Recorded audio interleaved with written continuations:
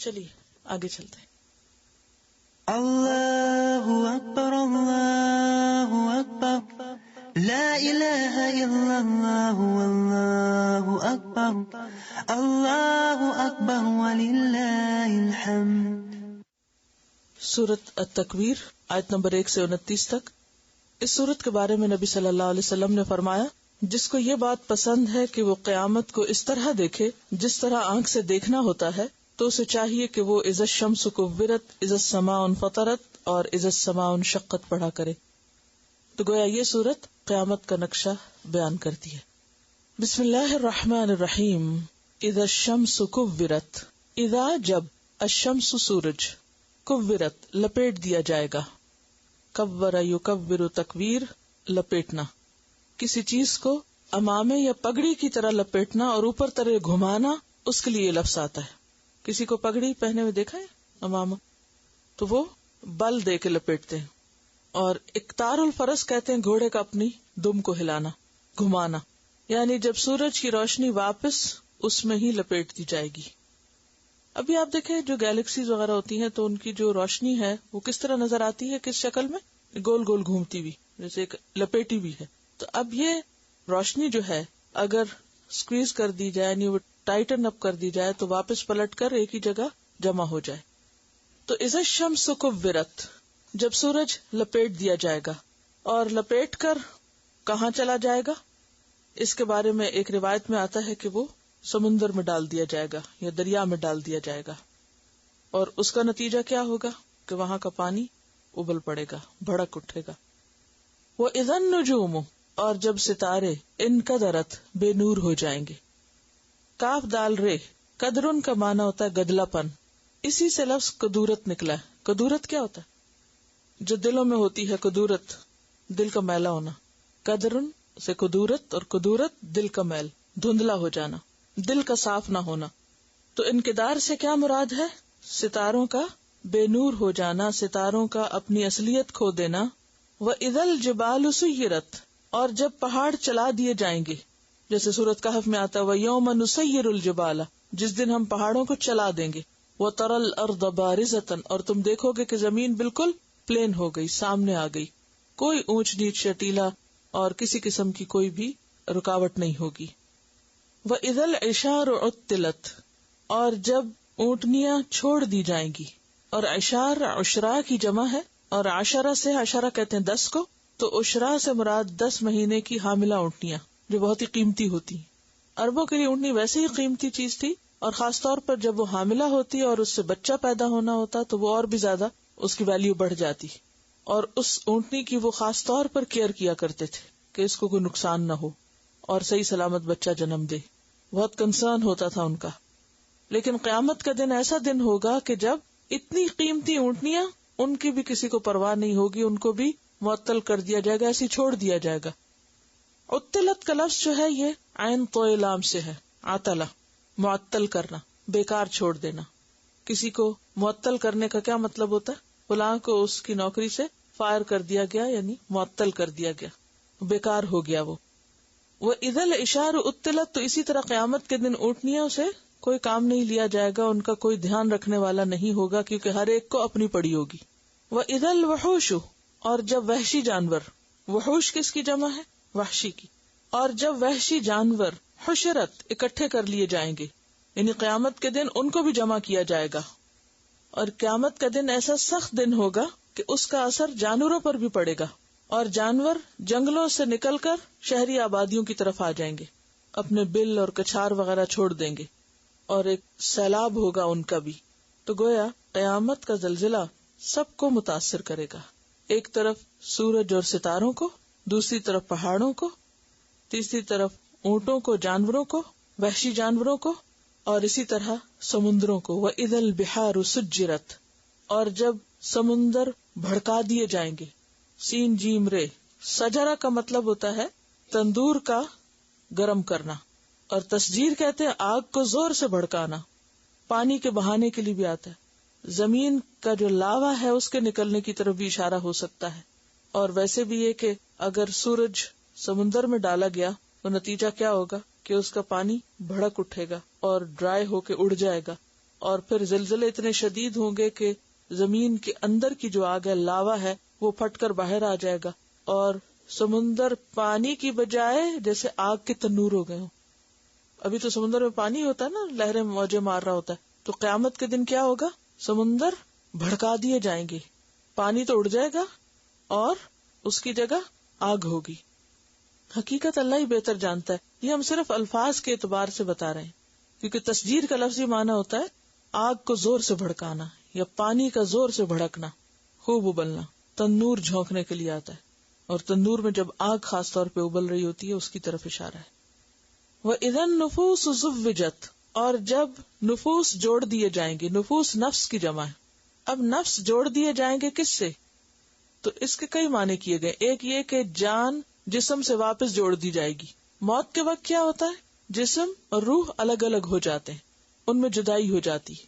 قیامت کے دن جسم دوبارہ روح سے جا ملیں گے، یا روحیں دوبارہ جسموں میں آ جائیں گی، تو ان کا باہم ملاپ ہو جائے گا. وَإِذَا النُّفُوسُ زُوِّجَتْ، اور اسی طرح یہ بھی کہا جاتا ہے کہ لوگ گروہ در گروہ ہو جائیں گے. وہ تمام لوگ جو ایک طرح کا شوق رکھتے ہیں یا ایک طرح کی ان کی دلچسپیاں ہیں، وہ قیامت کے دن گروہوں کی شکل میں اکٹھے ہو جائیں گے اور آپس میں ان کا ملاپ کر دیا جائے گا. کچھ لوگوں سے تو لوگ جدا ہو جائیں گے نا، اور کچھ لوگوں کے ساتھ جا ملیں گے. جدائی کس سے ہوگی؟ نیک اور بد کی جدائی ہو جائے گی. اور ملاپ کس سے ہوگا؟ اپنے ہم خیال ہم مشرب لوگوں سے، جن سے آپ محبت کرتے ہوں گے، جن کے ساتھ آپ کا انٹرسٹ ہوگا. وَإِذَا النُّفُوسُ زُوِّجَتْ وَإِذَا الْمَوْءُودَةُ سُئِلَتْ، اور جب دفنائی جانے والی لڑکی سے سوال کیا جائے گا. موعودہ کا لفظ جو ہے وعد سے ہے، واو حمزہ دال، وعد. وعد کا لفظ معنی ہوتا ہے ثقل، بوجھ. اس مادے کا ایک لفظ پیچھے بھی آپ پڑھ چکے ہیں، یاد کریں. ولا یعودہ حفظہما، کیا ترجمہ کیا تھا؟ نہیں تھکاتی. جب انسان تھک جاتا ہے تو کیسے اس کو محسوس ہوتا ہے؟ بوجھل، ہیوی فیل ہوتا ہے، اپنا آپ بھی بوجھ لگتا ہے. تو موعودہ کا مطلب وہ بچی جس کو زندہ زمین میں ڈال کے اوپر مٹی کا بوجھ ڈال دیا جائے، دفنا دیا جائے. یعنی زندہ گاڑی ہوئی لڑکی، مظلوم لڑکی جس کو اس کے ماں باپ نے زمین میں دفنا دیا تھا مرنے سے پہلے. اس سے پوچھا جائے گا. کیا پوچھا جائے گا؟ بِأَيِّ ذَنبٍ قُتِلَتْ، کس گناہ کی بنیاد پر وہ قتل کی گئی، اس کا کیا قصور تھا، وہ کیوں قتل کی گئی، وہ کیوں ماری گئی. یعنی اللہ سبحانہ تعالیٰ اتنے ناراض ہوں گے ماں باپ سے کہ ماں باپ سے نہیں پوچھیں گے ان کے گناہ کے بارے میں. اس کے برعکس اس مظلوم سے پوچھیں گے کہ بتاؤ تمہارا کیا قصور تھا کہ تمہیں زندہ نہیں چھوڑا گیا، زندہ نہیں رہنے دیا گیا اور تم کو مار دیا گیا.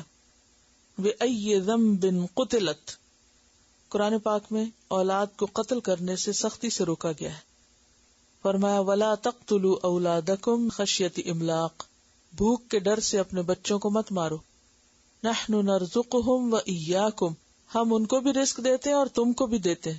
إِنَّ قَتْلَهُمْ كَانَ خِطْئًا كَبِيرًا، ان کا قتل بہت بڑی خطا ہے، بہت بڑی غلطی ہے.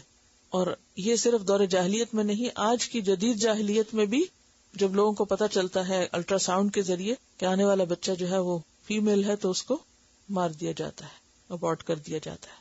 تو ایسا کرنا کبیرہ گناہوں میں سے ایک ہے. جیسے شرک کبیرہ گناہ ہے، ایسے ہی اپنی اولاد کو مارنا بھی کبیرہ گناہ ہے. وَإِذَا الصُّحُفُ نُشِرَتْ، اور جب صحیفے پھیلا دیے جائیں گے. صحف صحیفہ کی جمع، اور یہاں صحیفہ سے مراد نامہ اعمال ہے. جب انسانوں کے نامہ اعمال پھیلا دیے جائیں گے، کہاں پھیلا دیے جائیں گے؟ لوگوں کے ہاتھوں تک پہنچا دیے جائیں گے، نشر کر دیے جائیں گے. وَإِذَا السَّمَاءُ كُشِطَتْ، اور جب آسمان کی کھال ادھیڑ دی جائے گی. کشتا کا لفظ جو ہے یہ کاف شین طا سے کھال اتارنے کے لیے آتا ہے، جیسے اونٹ کی کھال اتارنا. شاید اونٹ کی تو اترتی نہ دیکھی ہو آپ نے، لیکن بعض لوگوں نے آپ میں سے بکرے کی کھال اتری بھی دیکھی. اگر بکرے کی نہیں تو مرغی کو دیکھا ہوگا جب اس کی کھال اتار دی جاتی. کھال اتارنے سے کیا ہوتا ہے؟ جو اس کی اصل حقیقت ہے وہ نظر آ جاتی ہے، اس کا اصل سائز. بعض اوقات آپ دیکھتے ہیں کہ ایک بکرا جو ہوتا ہے یا دمبا جو ہوتا ہے اس کے اوپر اتنی فر ہوتی ہے کہ وہ بہت بڑا اور موٹا تازہ نظر آتا ہے، لیکن جب اس کے بال اتار دیے جاتے ہیں یا پھر اس کی کھال اتار دی جاتی ہے تو پیچھے سے کیا رہ جاتا ہے؟ آدھا بھی نظر نہیں آتے، بہت کم رہ جاتا ہے.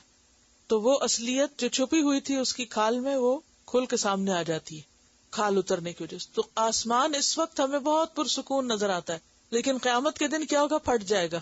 اذا السماء انشقت اذا السماء انفطرت. اور کیا ہوگا؟ وفتحت السماء فکانت ابوابا.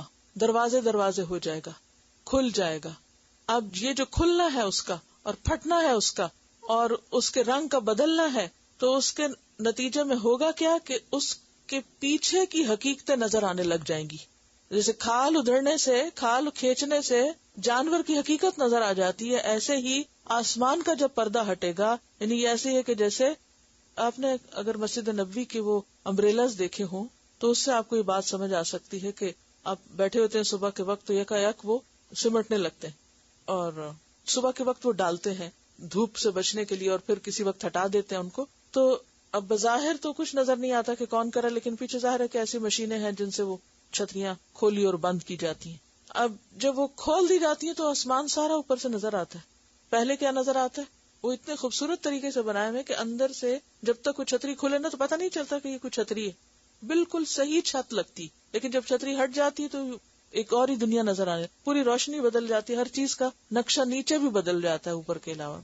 تو اس چھت کا کھلنا اور بند ہونا دو الگ سین ہوتے ہیں. تو اسی طرح آسمان کی چھت کھول دی جائے گی. قیامت کے دن یہ چھت جو آپ کو بہت پرسکون نظر آ رہی ہے یہ ہٹا دی جائے گی. اس سے کیا ہوگا؟ اس کے پار جو کچھ ہے وہ نظر آئے گا. جب پار نظر آئے گا تو انسان کے دل کا حال مختلف ہو جائے گا. وَإِذَا السَّمَاءُ كُشِطَتْ، اور کشات کھال کو کہتے ہیں. وَإِذَا الْجَحِيمُ سُعِرَتْ، اور جب جہنم بھڑکا دی جائے گی. سعیر کس کو کہتے ہیں؟ بھڑکتی آگ کو، جس کے شعلے بلند ہو رہے ہوں، جس میں شور بھی ہو. وَإِذَا الْجَنَّةُ أُزْلِفَتْ، اور جب جنت قریب لے آئی جائے گی. کس کے؟ متقین کے. جیسے سورۃ قاف میں آتا ہے وَأُزْلِفَتِ الْجَنَّةُ لِلْمُتَّقِينَ غَيْرَ بَعِيدٍ، جنت متقی لوگوں کے قریب لے آئی جائے گی، کچھ بھی دور نہ ہوگی. عَلِمَتْ نَفْسٌ، جان لے گا ہر نفس. نفسن جو ہے نکرہ ہے، اور تنکیر جو ہے یہ تعظیم کے لیے بھی آتی، تقلیل کے لیے بھی آتی. ہر شخص مراد ہے. ہر شخص کو چل پتا جائے گا کس بات کا؟ ما احضرت، کہ اس نے کیا حاضر کیا، کیا پیش کیا، کیا لے کر آیا. ہر انسان کو اپنا کیا دھرا سب نظر آ جائے گا، سب چیزیں اس کے سامنے آ جائیں گی، ساری حقیقتیں کھل جائیں گی. احضرت کون سا باب ہے؟ افعال، یعنی کیا حاضر کیا، کیا پیش کیا، کیا لے کر آیا.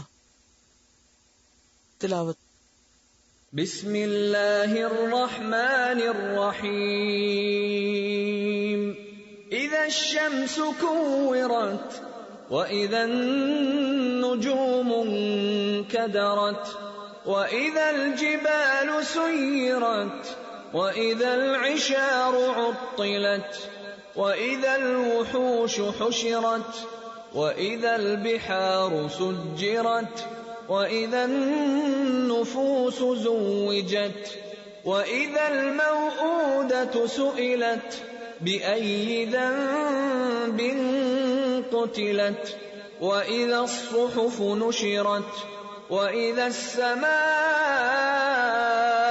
كشطت وإذا الجحيم سعرت وإذا الجنة أزلفت علمت نفس ما أحضرت. ایک تو آپ امیجن کریں کہ کس طرح یہ سارا نقشہ کھینچا جا رہا ہے. ایک ایک چیز کو میں دوبارہ بھی آپ کو تلاوت سنواتی ہوں تو اس میں آپ ایک ایک چیز کو اپنے ذہن میں لائیں کہ ہر چیز کا نقشہ بدل جائے گا. جیسے قرآن پاک میں تھا نا یوم تبدل الارض غیر الارض، جس دن زمین بدل کر کچھ سے کچھ کر دی جائے گی. اسی طرح آسمان میں بھی تبدیلی ہو جائے گی. وہ دن ایسا دن ہے جس میں کوئی بھی چیز، کوئی کریچر تبدیلی سے محفوظ نہیں رہے گا، متاثر ہوئے بغیر نہیں رہے گا. اس کا اثر ہر ایک پر پڑے گا، لازمی طور پر ہر ایک پر کسی نہ کسی طرح تبدیلی آئے گی. پھر سنیے اور دیکھیے کہ کیا چیز کیسے ہو جائے گی. بسم اللہ الرحمن الرحیم. اذا الشمس كورت واذا النجوم انكدرت واذا الجبال سيرت وإذا العشار عطلت وإذا الوحوش حشرت وإذا البحار سجرت وإذا النفوس زوجت وإذا الموءودة سئلت بأي ذنب قتلت وإذا الصحف نشرت وإذا السماء كشطت وإذا الجحيم سعرت وإذا الجنة أزلفت علمت نفس ما أحضرت. اور اس میں آپ دیکھیے کہ استامت الکبریٰ کا نقشہ کھینچتے کھینچتے ایک بڑے گناہ کا ذکر کیا گیا کہ اسے نہیں بھولا جائے گا, اس کی بھی ٹیک کیئر کی جائے گی. یعنی دنیا میں اگر ایک دن کی بچی اور اس مظلوم بچی کے ساتھ ظلم کیا گیا تو وہ بھی اللہ کی نظر میں ہے, اس کا بھی حساب ہوگا, اس کی بھی پوچھ ہوگی, کوئی کہیں نہیں بھاگ سکے گا. اور جہاں تک یہ لوگوں کو اکٹھے کرنے کا تعلق ہے تو بہقی کی ایک روایت مزید اس کی وضاحت کرتی ہے. حضرت نعمان بن بشیر نے حضرت عمر بن خطاب سے روایت کیا ہے کہ جو لوگ ایک جیسے اعمال کرتے ہوں گے وہ ایک جگہ کر دیے جائیں گے. جو لوگ ایک جیسے اعمال کرتے ہوں گے وہ ایک جگہ کر دیے جائیں گے, خواہ اعمال اچھے ہوں یا برے. مثلاً پچھلے دنوں بھی اس پر بات ہوئی تھی, مثلاً جیسے مختلف عبادات میں زیادہ بہتر طور پر عبادت کرنے والے, جیسے جنت کے دروازوں میں سے ایک دروازے میں سے صرف روزے دار داخل ہوں گے کیونکہ ان کی امتیازی خصوصیت کیا ہوگی کہ وہ بہت کثرت سے روزے رکھنے والے تھے. اسی طرح ایک دروازے سے بہت صدقہ کرنے والے جا رہے ہوں گے. اسی طرح نماز میں جو بہت اچھے ہوں گے. پھر اسی طرح جو لوگ خاص قسم کے علوم حاصل کرتے ہیں یا خاص قسم کی دلچسپیاں رکھتے ہیں, اور اسی طرح برائیوں میں بھی جو لوگ ایک جیسا انٹرسٹ رکھتے ہیں, مل جل کے غلط کام کرتے ہیں, جیسے گینگسٹرز ہوتے ہیں یا مختلف غلط کار لوگ ہیں, چور ہیں, ڈاکو ہیں, زناکار ہیں, شراب کے شوقین ہیں. تو جیسا جیسا جس کا کام ہوگا, جیسا جیسا انٹرسٹ ہوگا وہ اسی کے ساتھ ہوگا. اور ویسے بڑے گروہ تو 3 ہوں گے, وَكُنْتُمْ أَزْوَاجًا ثَلَاثًا, یعنی ایک تو میجر تقسیم ہوگی اصحاب الیمین, اصحاب الشمال اور سابقون الاولون کی, مقربون کی. یہ 3 بڑے گروہ ہوں گے. اور اس کے علاوہ ان کے اندر پھر انٹرسٹ کے اعتبار سے گروہ ہوں گے. ہر شخص کہاں ہوگا؟ المرء مع من احب, اس کے ساتھ جس سے محبت رکھتا ہوگا, جس کام کو وہ اپریشیٹ کرتا ہوگا, جس کام کا شوق رکھتا ہوگا. تو جو جس سے محبت کرتا ہوگا, خواہ وہ اس جیسا عمل نہ بھی کرتا ہو, تو اس کو اپنے اس شوق کی بنا پر ان لوگوں سے ملا دیا جائے گا. یعنی ایک تو وہ خاص کام کرنے والے اور ایک ان سے محبت کرنے والے. اسی لیے میں نے آپ کو جو اس دن حدیث سنائی تھی, کن عالما او متعلما او مستمعا او محبا ولا تکن خامسا فتہلک. یا تو عالم بنو, یا متعلم بنو, یا سننے والے بنو, یا علم والوں سے محبت کرنے والے بنو, اور 5ویں نہ بنو ورنہ ہلاک ہو جاؤ گے. 5ویں سے مراد کون ہے؟ نہ سیکھ رہے ہو, نہ سکھا رہے ہو, نہ سن رہے ہو, اور نہ ہی علم سے کوئی دلچسپی ہے, کوئی شوق ہے, کوئی محبت ہے, یا پھر یہ کہ الٹا ان پر تنقید ہے یا ان سے دشمنی ہے, تو ایسا کام نہ کرو. فتہلک, ہلاکت والا ہوگا. تو اس سے کیا پتہ چلتا ہے اگر ان 2 چیزوں کو اکٹھا کیا جائے کہ کسی خاص کام کے شوقین لوگ ایک جگہ ہوں گے, اس کے کرنے والے, اس کے سیکھنے والے, اس کے سکھانے والے, اس کو دیکھنے والے, تماشائی, اس کا شوق رکھنے والے. اب بعض لوگ خود کچھ نہیں کھیلتے لیکن کھلاڑیوں سے محبت رکھتے ہیں, تو جو جس سے محبت رکھتا ہوگا وہ, اور باقی جو ہیں وہ اس گروہ میں نہیں ہوں گے. یہ بتانے کہ انڈیا میں ریلی نکلی ہے اس بات پر کہ 10 ملین لڑکیوں کو اس طرح مار دیا گیا ہے پچھلے 20 سال میں. لیکن یہ ایک حقیقت ہے کہ یہ جاہلیت صرف اس دور میں نہیں تھی, آج بھی ہے. آج انسانوں نے اور ہر لحاظ سے ترقی کی لیکن اپنے اندر کوئی تبدیلی نہیں لا سکا. انسان کی سوچ اور ذہنیت وہی ہے. تو ثم السبیل یسرہ, جو جدھر جانا چاہتا ہے اللہ تعالیٰ اس کے لیے ادھر کے راستے آسان کر دیتے ہیں. اگر کوئی نیکی کی طرف جانا چاہتا ہے تو نیکی کا رستہ آسان ہو جاتا ہے, اور اگر کوئی غلط کام کرنا چاہتا ہے تو اس کے لیے وہ رستے آسان ہو جاتے ہیں. محنت تو سب کرتے ہیں, وہ اگر اس چیز میں محنت کر رہے ہیں تو ہمیں خیر کے کام میں محنت کرنی چاہیے. چلیے آگے چلتے ہیں. فلا, پس نہیں, اقسمو, میں قسم کھاتا ہوں, بالخنس, خنس کی, ستاروں کی. خنس کا لفظ جو ہے یہ خنسا سے ہے. خنسا کا مطلب ہوتا ہے پیچھے ہٹنا اور سکڑ جانا. شیطان کے بارے میں آتا نا کہ اذا ذکر اللہ خنسا, کہ انسان جب اللہ کا ذکر کرتا ہے تو شیطان پیچھے ہٹ جاتا ہے اور ہٹ کے سکڑ جاتا ہے. لیکن جب انسان غافل ہوتا ہے تو آ کے انسان کے دل کے اوپر بیٹھ جاتا ہے اور طرح طرح کے وسوسے ڈالتا ہے اور اس کو حق کے راستے سے ہٹاتا ہے. لیکن جب اللہ کی یاد ہوتی ہے تو پھر وہ بھاگنے لگتا ہے. تو خنس جو ہے یہ خانس یا خانست ان کی جمع ہے. اور خنسا کا مطلب ہوتا ہے پیچھے ہٹنا اور سکڑنا، سیدھا چلتے چلتے ایک قدم پیچھے ہٹ جانا، یعنی اپنی چال پلٹا دینا، آنکھ بچا کر یا چوری چوری پیچھے ہو جانا. اب یہاں کچھ ستاروں کے بارے میں کہا جا رہا ہے، قسم ہے ان ستاروں کی جو ابتدا میں سیدھے چلتے ہیں پھر الٹے آ جاتے ہیں، یعنی واپس پلٹ جاتے ہیں. الجواری جو چلنے والے ہیں، جواری جو ہے یہ جاریہ سے ہے، یعنی سیدھے چلنے والے ہیں. الکنس غائب ہونے والے ستارے. یہ سب ستاروں کی قسمیں ہیں.